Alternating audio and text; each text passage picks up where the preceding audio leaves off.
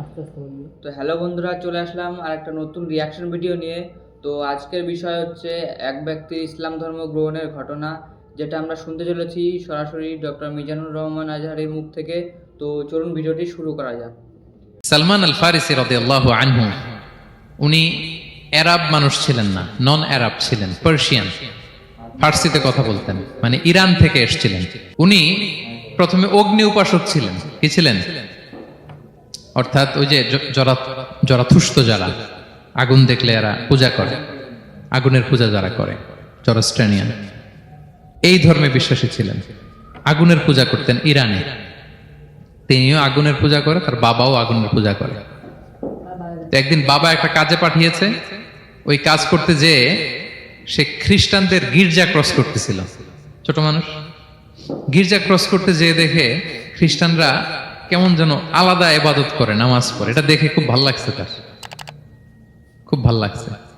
বাড়িতে এসে বাবারে বলে, বাবা আমি দেখলাম যে খ্রিস্টানরা তাদের চার্চে গির্জায় নামাজ পড়ে, এটা তো অনেক সুন্দর, আমরা যে আগুনের সামনে যা করি এটার চেয়ে ওইটা সুন্দর।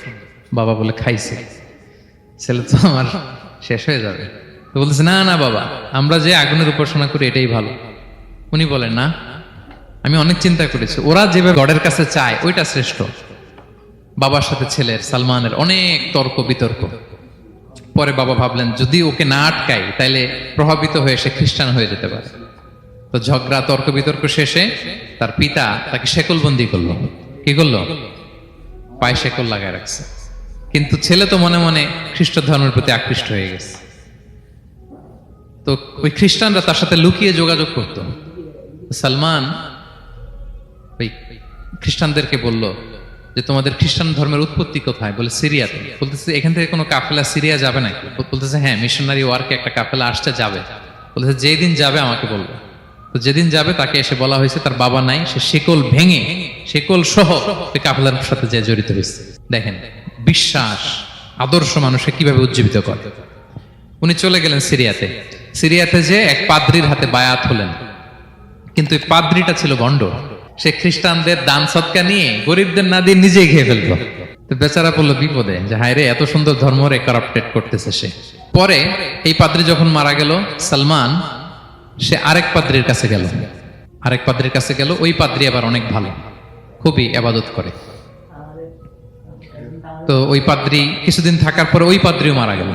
ওই মারা যাওয়ার আগে সে জিজ্ঞেস করতেছিল যে, পাদ্রি, এই বর্তমান পৃথিবীতে সবচেয়ে ভালো খ্রিস্টান পাদ্রি কে? বলতেছে, আর কেউ নাই। যদি ভালো খ্রিস্টান পাদ্রি তোমাকে পেতে হয়, জানতে হয়, তোমাকে ইরাকের মোসেল শহরে যেতে হবে। এবার মোসেলে যে সে আরেক খ্রিস্টান পাদ্রির কাছে থাকলো। কিছুদিন পরে ওই পাদ্রিও মারা গেল।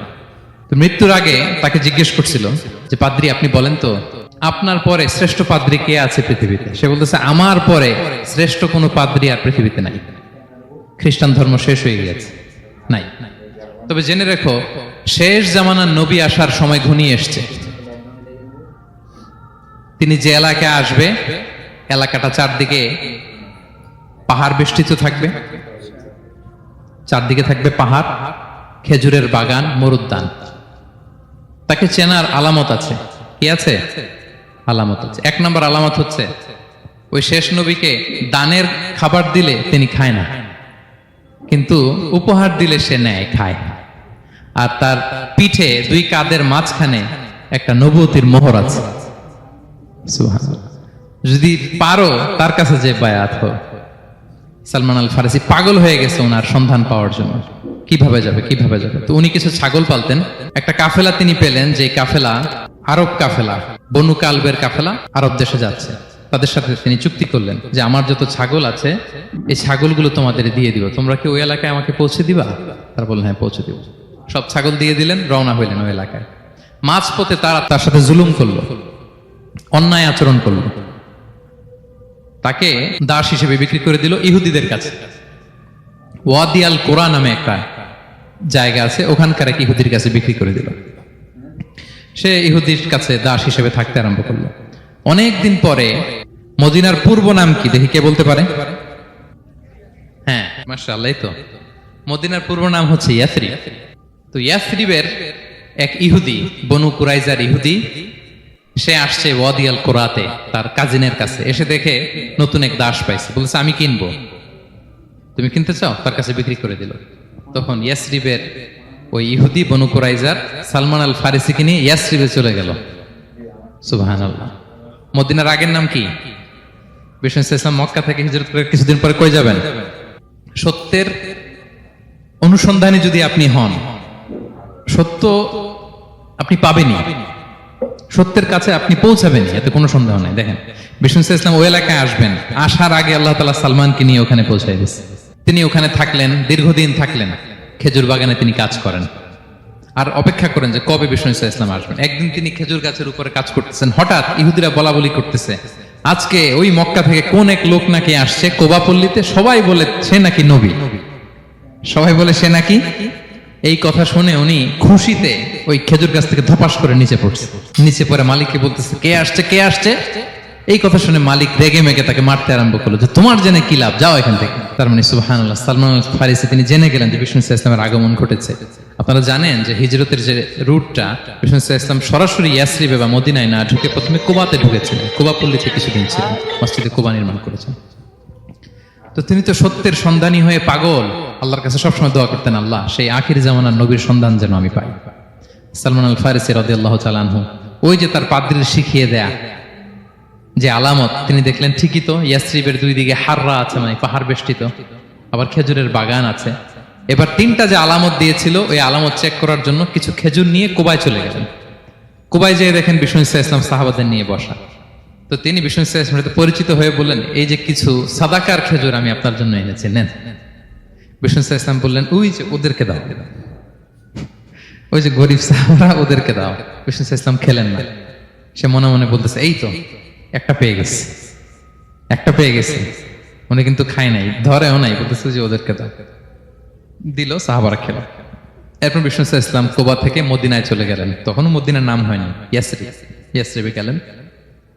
এবার কিছুদিন পরে আরো কিছু খেজুর নিয়ে সালমান রাদিয়াল্লাহু তাআলা আনহু বিষ্ণু ইসলামের কাছে গেলেন। এবার যে বললেন, কিছু খেজুর আমি উপহার হিসেবে আপনার জন্য এনেছি, আপনি কি গ্রহণ করবেন? বিষ্ণু ইসলাম বললেন, অবশ্যই গ্রহণ করবো। বলেই তিনি একটা নিয়ে খেতে শুরু করলেন, খেলেন এবং বিতরণ করলেন। মহা খুশি, এই তো পেয়ে গেছি দুইটা সাদাকার খেজুর, বলেছি ধরেও নাই, খায় নাই। যখনই বললাম উপহার, খেয়েছে। এবার বাকি রইল কয়টা? সেটা কি? নবুয়তের সিলমোহর, দ্য সিল অফ প্রফেসি। এটা তো দেখা এত সহজ না, যদি এদিকে থাকে, জামা পরে থাকলে দেখা যাবে? তো এটার জন্য প্রায় যায়, কিন্তু ব্যাটে বলে হয় না, ট্রাই করে কিন্তু দেখা যায় না। একদিন তিনি গেলেন, এবং এটার জন্য তো পিছে পিছে থাকতে হবে, কি বলেন? কথা নেই বার্তা নেই, হুট করে পিছু পিছু ঘোরা যায় নাকি কারো? একদিন একটা উপলক্ষ তৈরি হলো, সেটা কি? বিষ্ণু ইসলাম, এক সাহাবী মারা গেলেন বাকিউল গারকাদে, মানে যেটাকে আমরা জান্নাতুল বাকি বলি, ওই কবরস্থানে ওই লাশ নিয়ে যাচ্ছে, সবার সাথে সাথে বিষ্ণু ইসলামও যাচ্ছে। তো এখন তো একটা সুযোগ, পিছনে পিছনে যাওয়া যায়, কি বলেন? এইবার সালমান এসে পিছু ছাড়ে না, নবীজির পিছনে পিছনে যায়, কিন্তু স্বাভাবিক যাওয়া না। একটা আছে সিম্পলি হাঁটা, এরকম না, একবার এদিকে যায়, একবার ওদিকে যায়, একবার এদিকে যায়। আর অন্য সাহাবারা মনে মনে ভাবে, ঘটনা কি, এরকম করে কেন লোকটা? কিন্তু বিষ্ণু ইসলাম তো জানেন কেন এরকম করতেছে, ঠিক কিনা বলেন? বিষ্ণু ইসলাম সেদিন দুইটা চাদর পরেছিলেন, একটা নিচে আর একটা উপরে, নিচে লুঙ্গি আর একটা চাদরটা দিয়ে গা ঢেকেছিলেন। বিষ্ণু ইসলাম ইচ্ছে করে পিঠের চাদরটা একটু নিচের দিকে নামালেন, যাতে করে সে যেটা খুঁজতেছে ওটা দেখে ফেলে।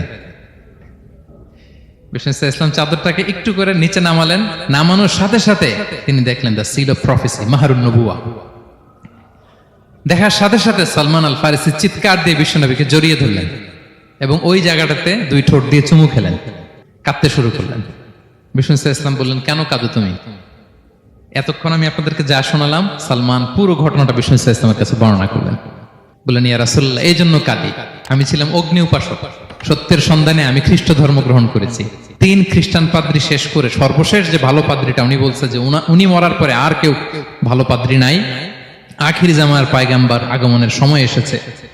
পাহাড়ি এলাকা, চারদিকে খেজুর বাগান, এরকম জায়গায় উনি আসবে। আর 3টা সাইন বলেছে, উনি সাদাকা খায় না, উপহার নেয়, খায়, আর তার পিছনে থাকবে মাহরুন নবুয়া, নবুয়তি সিল। সুবহানাল্লাহ। বিষ্ণু ইসলাম খুশি হলেন, তাকে শাহাদা পড়ালেন এবং বললেন যে তোমার এই দাসত্ব থেকে মুক্তির জন্য কি লাগবে? সে বলে যে আমার চুক্তি হয়েছে 300 খেজুর গাছ লাগবে। কয়শো?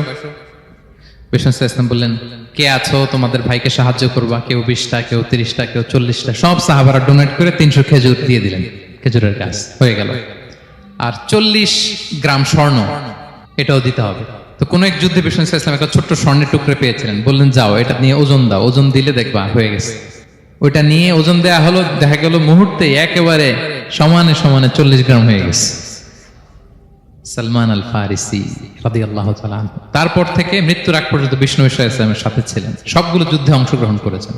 এবং 5ম হিজরিতে ওই যে পরীক্ষা খননের কথা আমরা জানি না, দ্য ব্যাটল অফ ট্রেঞ্চ, এই বুদ্ধিটা আসছিল সালমান রাদিয়াল্লাহু তাআলা আনহুর মাথা থেকে। এটা হচ্ছে ওনার ব্রেন চাইল্ড। কারণ আরব দেশে এরকম পরীক্ষা খনন করার ট্রেডিশনই ছিল না। উনি তো আরব দেশের না, আসছে পারস্য থেকে। ওনার এই বুদ্ধি পরামর্শ নিয়ে বিষ্ণু ইসলাম 5ম হিজরিতে পুরো মদিনার চারদিকে খনন করে এই পরীক্ষা করেছিলেন।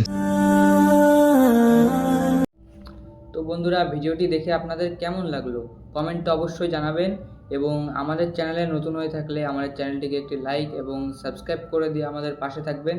তো বন্ধুরা, দেখা হচ্ছে পরবর্তী কোনো নতুন ভিডিওতে।